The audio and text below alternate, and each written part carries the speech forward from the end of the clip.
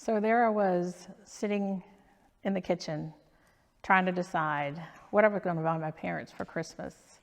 And at the time, I'm like 13 years old, 12 to 13 years old, trying to decide what I'm going to buy my parents for Christmas. Coming from a large family, we didn't have a lot of money. And so this particular year, I really wanted to get them something special.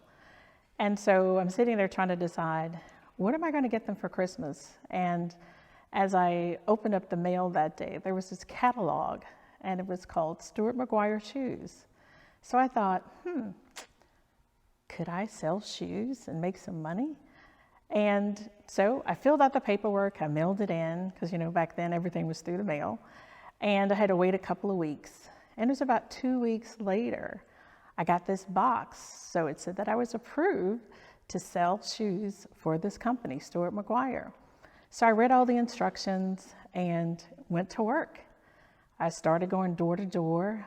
Neighbors are living really close by. So I went door to door to the people that I really knew really closely and said, hey, I'm a salesperson and I'm selling shoes. And most of the people that I went to, they all went to church. So that, on Sunday mornings, they like to look nice and dress up really pretty. And so I thought I would start there. And I got my first sale on the first day.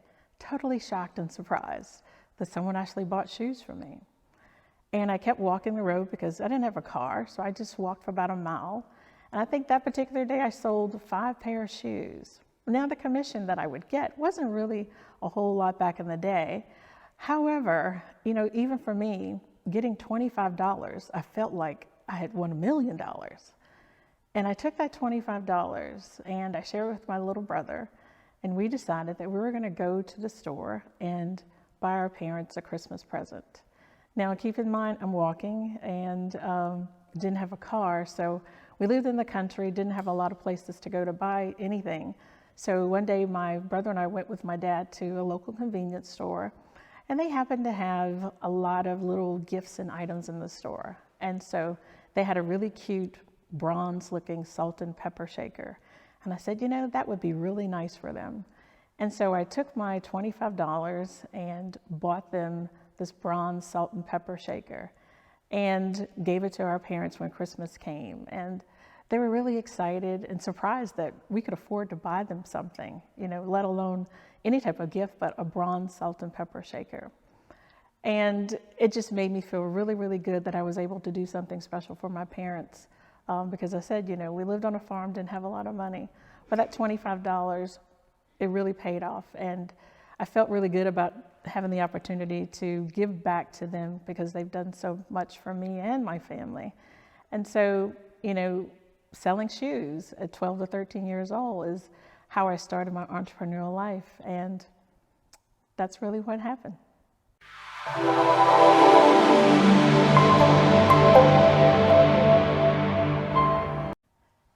So there I was, my second year of college, ready to start class. And I get notified that there's no money. The Pell Grant is no longer available.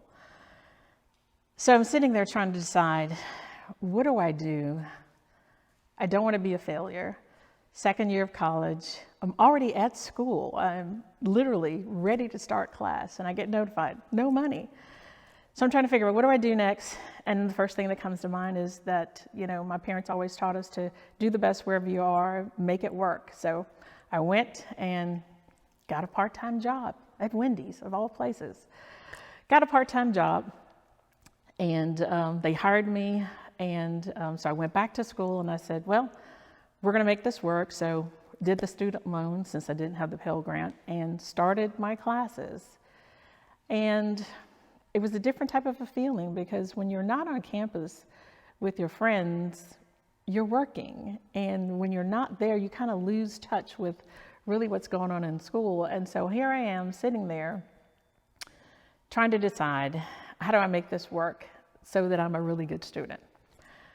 So I go to school, I go to work, and that's really what I'm doing for that first full semester. Working school, not having any time for any, time with my friends, but I'm trying to make money because that's what I got to do. I got to pay the student loan off. because I know it's going to come due as soon as I finish school. So, I'm just working really hard, but the challenge is trying to work really hard and trying to be a really good student and try to make those grades to make my parents proud. And unfortunately, it just really wasn't happening.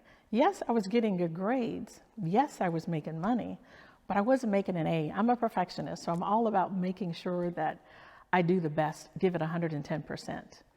And so I had to make the difficult choice of, what do I do? The difficult choice was I could no longer continue my school education because I had a job and it wasn't allowing me time to really focus and do the best that I could do. So I ended up dropping out of school. And unfortunately, when I dropped out of school, of course, the loan came due. Wendy's could no longer supply that financial support that I needed.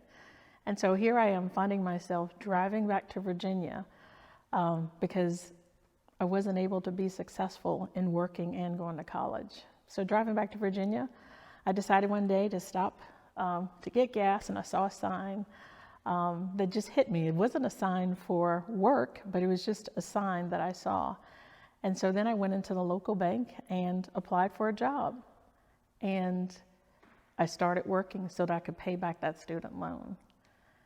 And that's really what kind of happened, because when you're faced with the challenge of whether it's work or just your education, because you got to pay those bills, you got to do what's most important. You got to do something to get you over that edge of, so I don't have bad credit. That's really what my main thing was. Didn't want to have bad credit. So I started working for a bank. And that's really how the story started, around trying to deal with the challenge of, education versus going to school. And that's really what happened.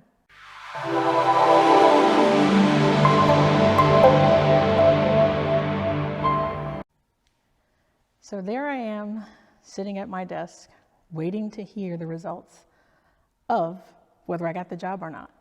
I'm so excited. I'm, ready for this promotion so that I can make more money and pay off some bills. And as I am sitting there waiting, I get a phone call, and the news wasn't so great. The news was that I didn't get the job. So when I hear the news, I am stunned, number one. I am disappointed. All these feelings of anxiety are just bubbling up, for lack of better words. And so I find myself running to the bathroom, and I'm thinking, I'm not going to throw up. But I was so disappointed because I had all the qualifications. I met every criteria that was possibly there to get that job. I went above and beyond to make sure that I was the perfect fit. But oddly enough, that's what I was told. I wasn't the perfect fit.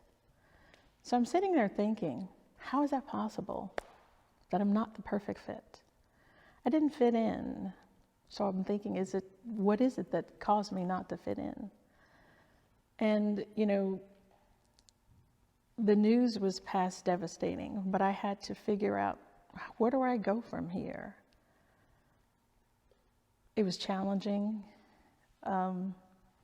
All going all through my mind, I'm thinking, do I go back to school again? Because I had gone back to school, and as I said, I met all the criteria, but I'm thinking, do I go back to school? Why am I not the right fit? So I analyzed myself, trying to do a checklist to see, what is it that was not the perfect fit? And, it was more about, as a leader, I guess I needed to do more talking. I needed to hang out with everyone, and that's not my style. And so I struggled with that decision. And at the end of the day, I found myself going back to school again because I wanted to fit in. I didn't want to have that disappointment of the next loss or next time applying and not getting that particular job. And so unfortunately, I went back to college, and that's how it ended.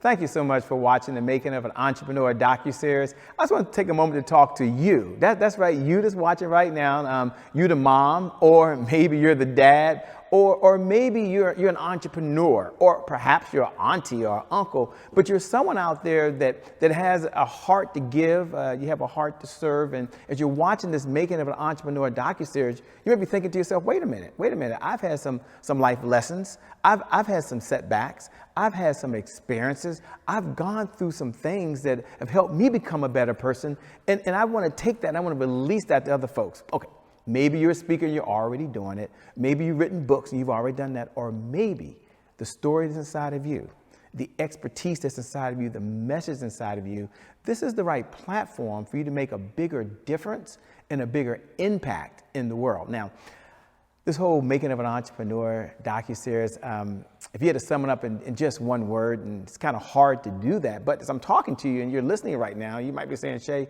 what's the one word? And the one word I would say is just legacy. Legacy.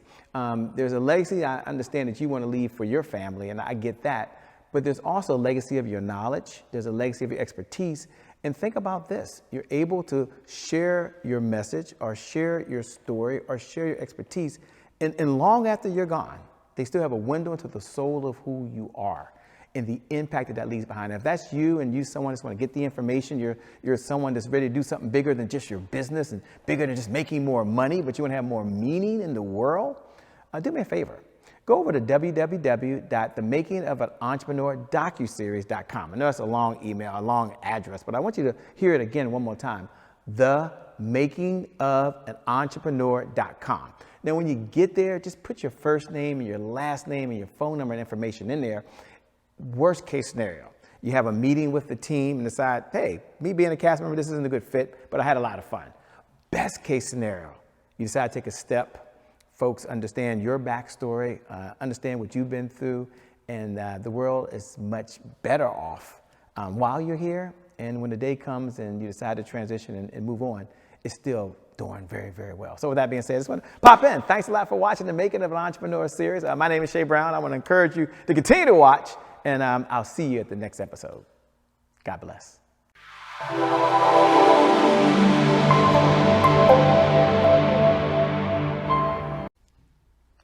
So I was sitting in our living room, just waiting to ask my parents a question. And that was the moment that I realized that financially, our family was poor, but we were rich in so many other capacities, rich in love, family love, rich in personal values, but most importantly, rich in our religious beliefs. So I was in high school, well, middle school, I would say, and I wanted to join the choir. And, you know, living on a farm, we lived about 25 miles from school. And so my parents didn't have the funds for me to join the choir, much less drive to go to practice or go to a football game. And so I wanted to find a different way to share my voice.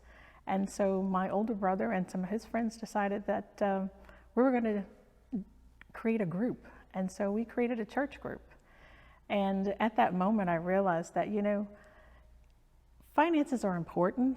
They pay the bills, but there's so much more in values. There's so much more in the gifts and talents that we all have that we can bring to and share with others. And so we started a small group, and we started singing at different churches and our own churches, and just sharing our knowledge and our spirituality with others. And so that was one of those moments where I realized that, you know, maybe I didn't get to join the school choir, but here I had an opportunity to really share my voice with the entire community, with the world who wanted to listen. And to me, that was so much more important than just joining the high school choir. Here I had an opportunity to really, you know, enjoy what I was doing and really make the best of it. And as my mom always said, if you don't use your gifts and talents, the Lord will take it away from you. And so that's my story regarding, you know, wanting to do something when I realized I had something so much more important.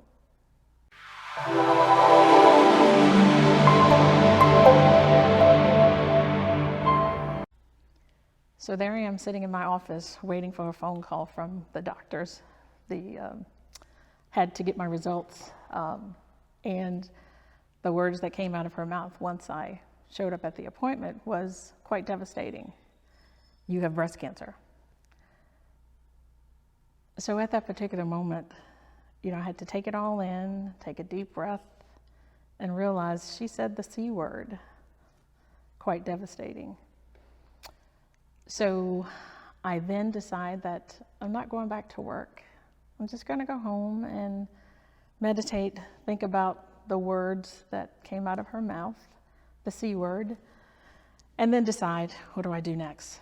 Most importantly, I had to tell my husband, and as I'm driving home, something just comes over me, and I'm bawling and crying all the way home because I finally realized that's what the doctor said to me. So I quickly called my sister. She's my oldest sister, and she had been diagnosed 5 years ahead of me. And so I told her what the doctor said, and she says, I'll be right there. Now, keep in mind, she lives over an hour away. It seemed like forever trying to get home. And once I got home, it seemed like forever for her to get to me. Now, keep in mind, I hadn't told my husband yet. I just needed to tell her because when my husband hears news like that, he gets really excited. And so she comes to the door and we talk, and I get my composure, and then my husband comes home. I'm thinking that he's going to be completely devastated, but he was so positive. Here I am, freaking out, and then he's like, it's going to be okay. And so at that moment, a challenge was trying to decide, what do I do next? And for me, it was actually an easy decision. Having worked in corporate America for almost 30 years, I knew I had a higher calling. And to me, breast cancer, that diagnosis, was the Lord trying to tell me that, hey, you've given your company almost 30 years. You're not where you really want to be. And there's something more important that I want you to do. And so from that moment, I decided to take early retirement. I'm not going to wait for that 30-year package. I know there's a higher calling for me. And so sometimes in your life, you feel like that you've got to do something. You're supposed to work 30 years. You're supposed to do this or do that. But there are challenges that come to you, and you have to make a decision of what's most important. And for me, spending time with my family, taking care of my health was most important. And so that defining moment was that I needed to make a choice. And that choice was to quit work, figure out my next stage, take care of my health, and spend time with my family. And so that's my story regarding the diagnosis and how you handle it and what you do with it. Because that 9 to 5 is not always what you're destined to do.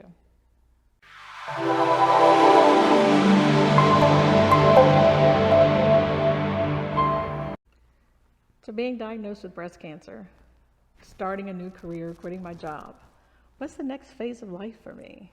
So I had to really think about that. And for me, it really wasn't a hard decision. It was about starting my own business, doing what I do best, do what I love the most, and that is having the opportunity to help others. So I started 2 businesses. The first was real estate investing. And for me, it was a challenge because I knew nothing about real estate other than the house that I purchased that we live in. But it was buying real estate outside of my comfort zone. And so, there were a lot of naysayers, people like, what are you doing? You're going to lose your shirt. And then that started to really get in my head. I started to think, I can't do this. I don't have the money to do this. What am I thinking? Where do I come from with this idea? So I had to really dig deep and do some soul searching. And I realized that, the breast cancer maybe was that step for me to really jump out on faith and try it, give it a try, because you don't know until you try. And so, I had to believe in myself and know that I could do it. I had to invest some time in myself through education so that I could really be good at real estate investing. Now, I didn't become an agent. I just became an investor. But one of those moments in doing so was, trying to find funding for that. And that was an opportunity where it was truly a challenge. Who's going to give me money to start a business? But oddly enough, I asked and the bank said yes. So here I am trying to figure out how was I going to start a business, and the opportunity was already there. So a lot of times we struggle with making decisions because we think that we won't have that opportunity, or we think that we can't do it, or we think that there's no one that's going to help us do it. But if you don't ask those certain questions, if you don't start the process, then it may not happen. At the end of the day, yes, I was able to get the funding and purchase my first real estate property. And the end of the story, basically, is that I've been very successful at that. But I had to work really hard. I had to ask good questions. I had to connect with individuals who I wouldn't have normally connected with. And so it was a challenge, but at the end of the day, success is around the corner. You just have to reach out and grab it.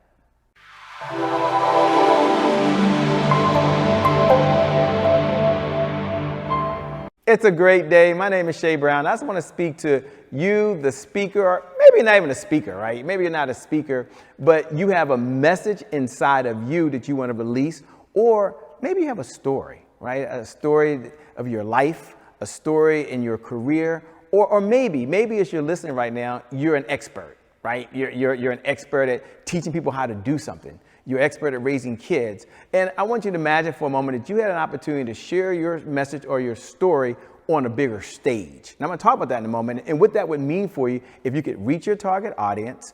If you're an entrepreneur, if that target audience got associated to the problem that you solve, or if you're a super entrepreneur with sales funnels out there, not only did they get associated to who you were, but they were able to join your list. Now, for other folks, that won't make no sense at all. But for you, the entrepreneur, you know exactly what I'm talking about. I want to invite you over to something called the Comeback Champion Summit. And the whole purpose of the Comeback Champion Summit is really to do one thing, which is one word, and that is possibilities. That's right. When you get a chance to get on stage, you get a chance to do it virtually, and some of you maybe in person, and you get a chance to share your story. So something deep inside of you. I always say your message, because some of you have a message or your expertise. Then guess what happens? 3 things happen. Number 1, you get to make a difference. And isn't that why you are on this earth? I mean, I don't want to get emotional here, but you're really on this earth to make a difference for someone else. Something has happened to you so it can go through you to someone else. And being able to speak on a platform that provides an audience, it's like having a microphone that allows you to help more people faster. So that's number 1. Number 2, when you're on a platform, I'm going to invite you to the Comeback Champion Summit, you get a chance to have more meaning in the world, to have more impact, and to have more influence. And that's really who we're looking for. We're looking for folks out there who have an interest, want, or desire of serving others. So if that's you, I'm going to invite you to go over to www.comebackchampionsummit.com. Again, comebackchampionsummit.com. Click the button. It'll say apply to speak. Go through the process. And if it's a good fit, can't wait to share your story over at the Comeback Champion Summit or any one of our platforms that serves other folks. With that being said, my name, by the way, is Shay Brown, the Happy Entrepreneur. Make it a great day, everyone, and we'll make some good things happen. We connect again real soon. See you out.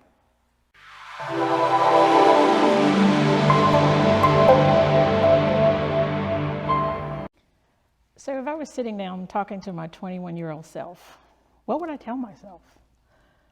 One of the first things is to surround yourself with like-minded individuals. You know, a lot of times people tell us that, we can't do something. So that's because you're having a conversation with someone who is not where you want to be. So surround yourself with like-minded individuals. Then I would tell myself to believe in myself. If you ever had that time when you got that gut feeling, if you wanted to do something and the gut feeling says, go ahead and do it, but there's a naysayer telling you, don't do that. Go with your gut, because your gut instinct is what you need to believe in. Going on your gut will get you where you want to be. And then most importantly, invest in yourself. See, change doesn't come unless there's transformation in your life. So you've got to take time to invest in yourself and do what's most important to you. So following your gut will really get you there. Don't worry about what everybody else says, because sometimes when you want to make that move, you have to go alone. And it may be lonely, but it's okay. Sometimes you have to go alone. So there's a few principles that I follow that I think will be very important to you. The first one is to put God first in everything that you do. Whatever you believe in, whomever you believe in, always put that person first. Because again, you've got to have some transformation in your life. The second principle is to stop making excuses. We often make excuses because we have fear. And when you have fear, you have all these different reasons of why you shouldn't do something. So stop making excuses. Let go of those fears. The next one is really about, taking time for spiritual growth. Spiritual growth is something that's really important to all of us. And that's because whatever you believe in, whatever your desires are, you've got to take time to meditate. Take time to make sure that you're doing the right things for yourself, not for others, because no one's going to be there to take care of the bills or do anything of that nature but you. So you may have to go alone, and that's okay. Most people that are very successful have lonely lives to some degree. They surround themselves with friends and family. But if you're looking for, something else, you might have to go it alone. But it's okay, because you will get to your final destination. The last principle is really around invest in yourself. Yes, it may be tiring, it may be challenging, but once you have that knowledge, knowledge is power, and no one can take it away from you. I was 50 plus years old working on a dissertation. So I know the importance of education. I know the importance of when you really want to do something, you just got to go out there and do it. Don't think about how much it's going to cost. Because once you do that, once you make that sacrifice, the money will come. But if we focus more on that portion of how am I going to pay for that? How am I going to get the education? How am I going to get the knowledge? Who's going to work with me? If you focus on that and not the end goal, then you won't reach your desires. You won't meet your dreams. The main focus that you need to really think about is, if you have children, nieces or nephews, what do you want to leave behind? What is your legacy? 50 years from now, what do you want your grandchildren, your nieces or nephews to look at or learn about you? So that's really what it's all about, is leaving that legacy so that others can see what your journey was. And so with that, most importantly, take the time to believe in yourself. Know that you are good enough to do whatever it is that you have in your heart or desires to do. You are good enough. And I believe in you, but you have to believe in yourself first.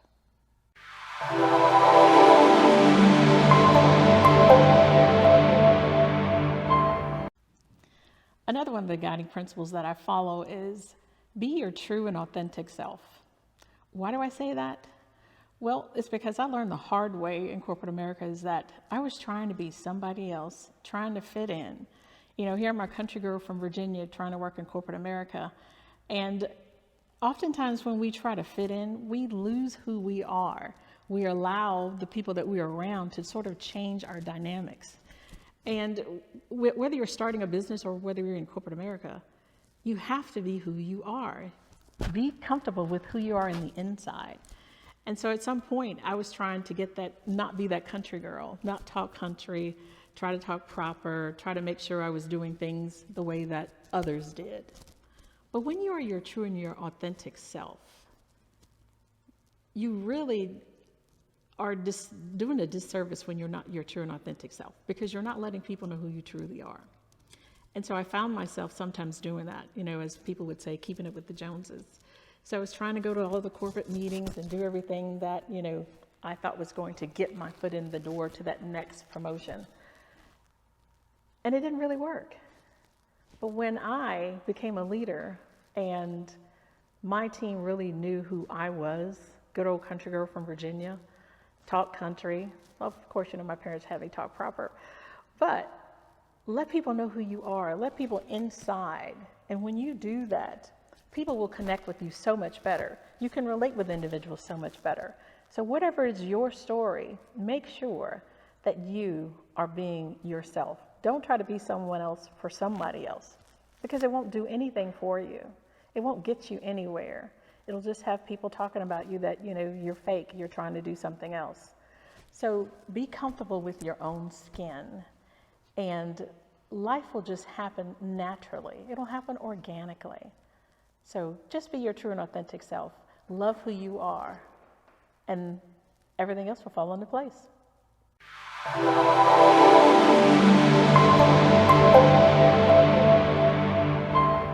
So the next guiding principle is really around illuminating your potential and living your best life. So what do I mean by that? Illuminating your potential is digging deep to find out, what are your gifts and talents? What are you great at? What is it that you enjoy doing? We all know it's not your 9 to 5, but you have gifts and talents naturally that can really take you far in life. And so you really need to tap into that so that it gives you the opportunity to do what you do best, so that you can live your best life. What is living your best life? It's doing the things that you totally enjoy doing. So for me, having gone through lots of trauma in my life, through breast cancer, starting an own business, having to start a really career at age 51 all over again, when I thought things were already set in place. But there's that opportunity where, for me, it was really digging deep. What were my gifts and talents? Why was I not digging deep? And that's because I was born and raised to find a job at 30 years old and retire. But that's not the way that life is any longer. So I had to dig deep and trust myself. I had to dig deep and figure out what's going to make me truly, truly happy in life. And there wasn't a 9 to 5. And we oftentimes get caught up in, it pays the bills, so life is great, but we're not truly happy inside. So for me, it's all about giving back to others. It's helping others make that next step, making that transformation in life, whatever that may be. And that's how I am illuminating my potential, because my potential is to help others live their best life. Living their best life, you may think it sounds a little cliche, but when you are truly happy, getting up every single morning and going to work, whether it's your job or someone else's, when you're truly happy in doing that, then you are living your best life. It's not about thinking that I have to get up and go to work. It's like, who do I get to go and talk to today? Who do I get to go to and touch and make a difference in their life? That's what living your best life is truly about. I don't think about it from a monetary perspective. I think about, how am I making a change in someone else's life? Making a change in someone else's life. Because we don't know what tomorrow brings. We don't know who we're going to reach. You don't know what the words that you might say, how it's going to touch someone else. And so that's really what illuminating your potential and living your life is truly about. Touching someone else's life, making their day better than it was yesterday. So illuminate your potential and live your best life.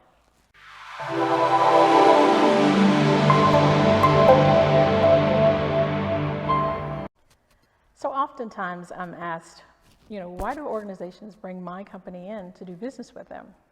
Well, there's a couple of reasons. Number one, there's so much going on in the world today. We've got diversity issues, we've got equity issues, we have inclusion issues, we have issues that are pre-COVID. People are now going back into the workplace, and leaders are struggling with how to have those conversations. So when it comes to, the diversity, equity, inclusion, it has sort of turned into a really big issue, unfortunately. It was already there, but I think, people had time to really think about what they were doing, had time to, think about their workplace and think about people that they work for. And so individuals really took time to really focus on how they were feeling at work. And so a lot of things came to light. And so that's where organizations today struggle with, how do they manage all of that? And so our company will come in and do training to help alleviate some of that pressure, but do an assessment to really figure out, what are those inclusion issues? That sense of belonging. Do employees feel like when they go to work that they feel like they're part of the company? Do they feel like it's part of their organization? So that's really around feeling included, having that sense of belonging, having a seat at the table to have those discussions. Now, when it comes to workplace and everyone's going from remote to back in the office, that's a whole different story, because the leaders are struggling with how to have those conversations with their teams. They kind of lost that a little bit, and trying to deal with different communication styles. And one of the things our organization really focuses on is emotional intelligence. How do you bring your whole self to work? How are you dealing with the feelings that you have when you are in the workplace? And so those are issues that are currently organizations are trying to manage. Leaders are struggling with how to have conversations with their teams, with their colleagues. And our company can step in and really help do an assessment of what's really going on, and then provide solutions to those issues that they're dealing with.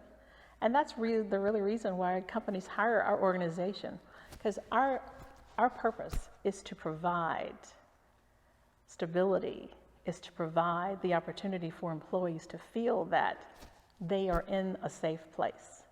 And when employees feel that they're in a safe place, they're so much more engaged. And when you have engagement, you have productivity, but most importantly, you have profits.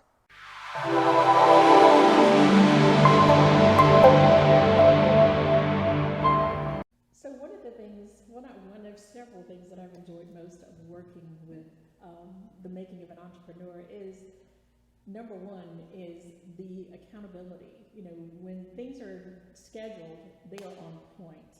You don't have to worry about anything of that nature. Things are handed out to you very detailed, very organized. But most importantly, it's the feeling of camaraderie, the feeling of family. They make you feel and have you feel that you are a part of the team. It's not like you are somebody stepping in from someplace else, but everyone's very nice, very genuine, very authentic.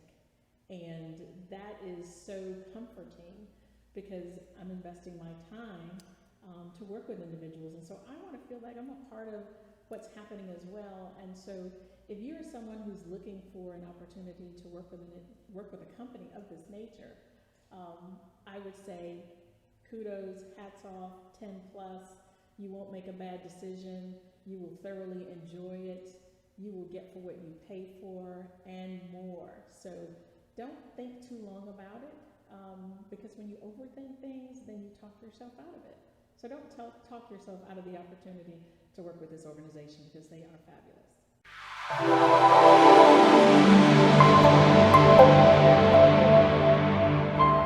It's a great day. My name is Shay Brown, and I just want to talk to all my entrepreneurs out there. And if that's you, like you, the entrepreneur, you, the business owner, you, the speaker, you, the coach, you, the author, you, the network marketer, you, the person that just want to do more good in the world by solving a problem, and you want to be paid, right? And so think about right now, if you had more high qualified paying clients that was like banging at your door, how would your life be different?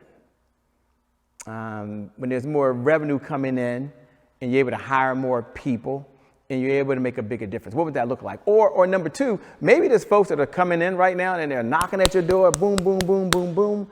But the only challenge you have is you're listening. Listen very closely, because this might be you, so listen very carefully.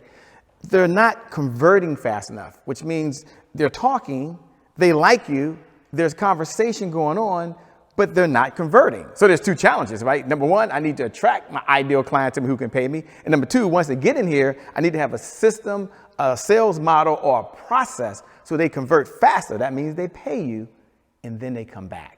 And if you're listening right now, you're saying, Shay, I want to be able to do that, but I don't want my labor involved. I don't want to work any harder. Shay, I'm at a place right now where I'm ready to reach more people.